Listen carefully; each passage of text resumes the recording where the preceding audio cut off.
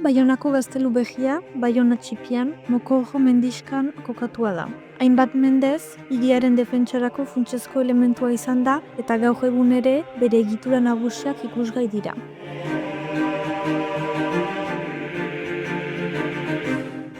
Bigarren mendean, Inglaterrako erregea Akitaniako duke bilakatu zen. Orduan Baiona bere menpe geratu zen. Garai hartan, inglesek ahesi sendo bat eraiki zuten hiriaren defentsarako. Ahesi hori loturik, dojekarratu bat eraiki zuten ahesiaren ekialdeko muturrean kokatua. Dojeak 20 metroko altuera zuen eta ahesiarekin batera hiriaren segurtasuna bermatzeko elementu estrategikoa izan zen 100 urteko gerlaren garaian. 100 urteko gerra luze honek Baionaren etorkizuna balentzatu zuen. 1951an, frantsesek Baiona eta Akitania berreskuratu zituzten, eta Karlos Zazpik gaztelu behia eraikitzea agindu zuen, hiriaren defentsa hobetzeko. Gaztelua Mokorron mendiskan kokatu zuten ingelesen ahesien oinagia baliatuz. Baionako biztanleak behartu zituzten eraikuntzan lan egitera eta 1972ko lortu zuten gaztelua bukatzen.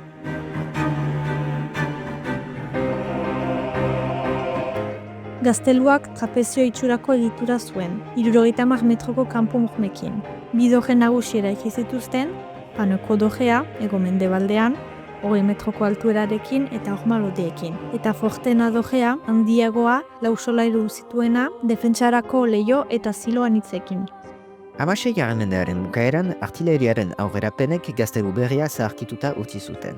Horregatik, 17. mendean, Vauban ingeniari militar ospetsuak defentsa egiturak berritu zituen. Vaubanek sarrera nagusiaren kokapena aldatu eta hegoaldeko dorretik hurbilari zuen eta hormatalak egokitu zituen defentsa modernuetarako. Horrez gain, kuartel, bolborategi eta presonegi gisa erabiltzeko egokitu zuten barrualdea.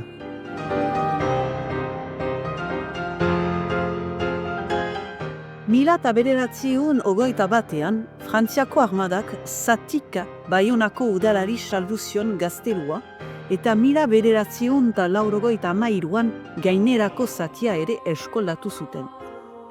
Gaur egun gaztelu berria Baionako historiaren lekuko nagusietako bat da eta kultura eta ikasketa gune bihurtu da. Hala ere, jakin behar da oraindik defentsa ministerioaren esku dela.